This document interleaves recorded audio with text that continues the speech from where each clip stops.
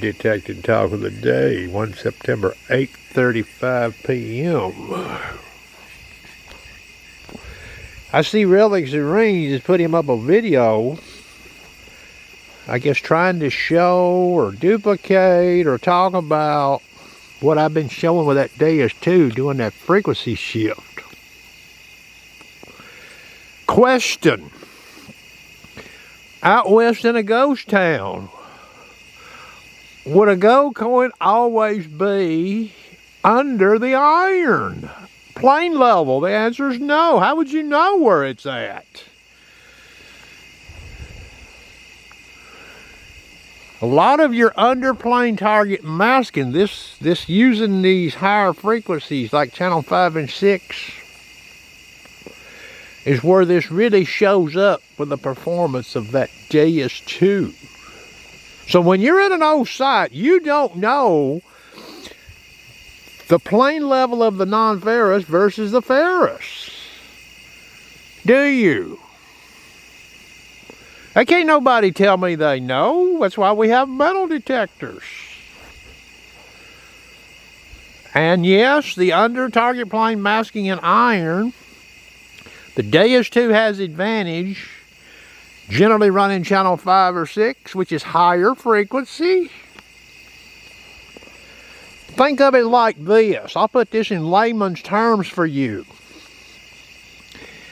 If you go watch Mark Gillespie's video, he shows the 24 max band on that machine, don't he? What's the lowest frequency transmitted? And where I'm going with this, can you go to a high iron site and find all of the non-ferrous detectable with a DS2 running the 24 max frequency band? The answer is no. So wouldn't it stand to reason you can't go to a site and find all of the possible detected non-ferrous running lower frequency in the 40 max band? The answer would be no.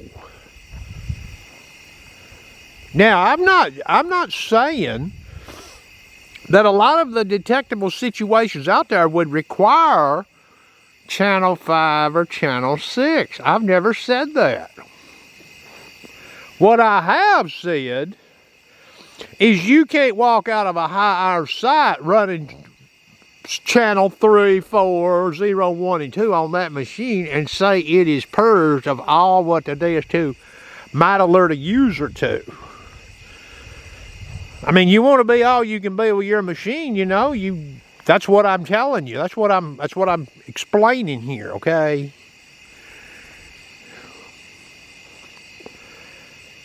With the iron above the non-ferrous or at the same plane, you probably are not going to see much of a difference comparing channel 0 to channel 6. And I've never showed a video as such. And for good reason. That's not helping anybody out, is it?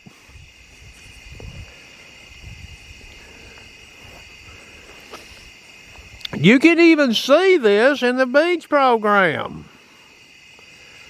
Meaning you can set up a scenario with iron and a gold ring where you get one-way signal.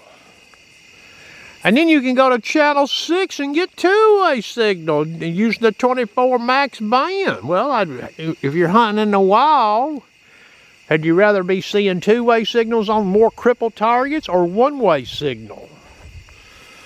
And yes, this would also apply, believe it or not, if you're going to walk into the high iron site with a DS2 running the 24 max frequency band, you're probably going to be better off running a channel 5 or 6 versus a channel 0 or 1. Because the frequency's lower. Remember, you can't take a DS2 running deep high conductor at 14 max frequency and go into a high iron site and find all the non-ferrous targets. Not happening. That are actually detectable using even the 24 max band or even more so the 40 max frequency band. And I've not said it's an issue. This is not an issue. I've never said this was an issue. What I have said is this is an observation. It's an observation that actually Makes perfect sense. Higher frequency. You know, when you ran a JS1 high frequency call at a high iron sight, did it do better in the running it at 14 kilohertz, give or take, or running it at the 30, 28 kilohertz? It did better at the 28 to 30 kilohertz, didn't it? Higher frequency. Now, we're talking, you know, according to Mark Gillespie, you know, you're talking about 5 kilohertz, roughly. A little over 5 kilohertz.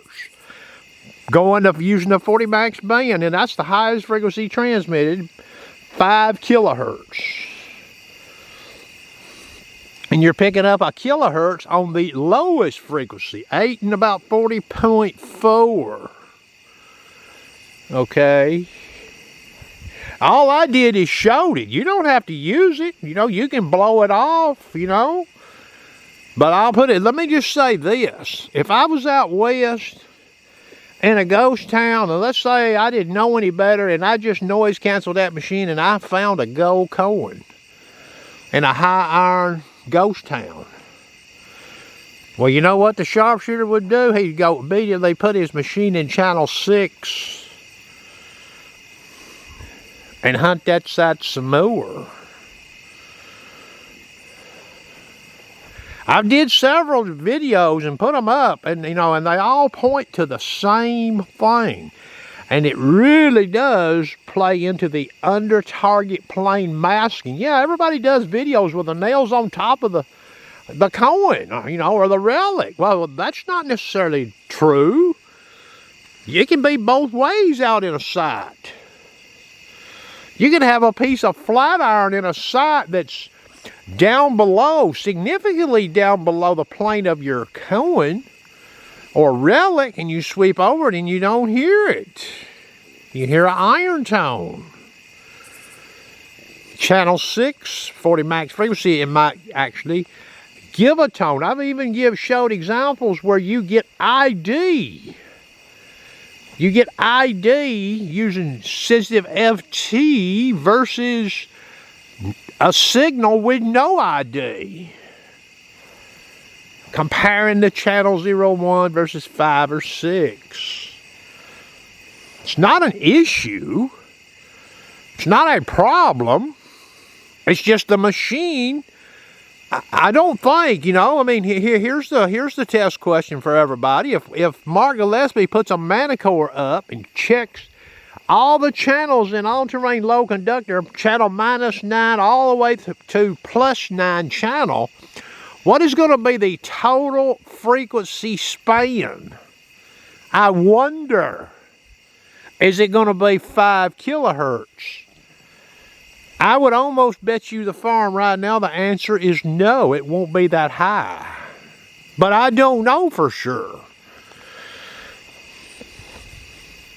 And even Mark Gillespie made the comment in his video that he thought that was a little unusual to see that big of a span from the lowest frequency shift to the highest frequency shift, over 5 kilohertz.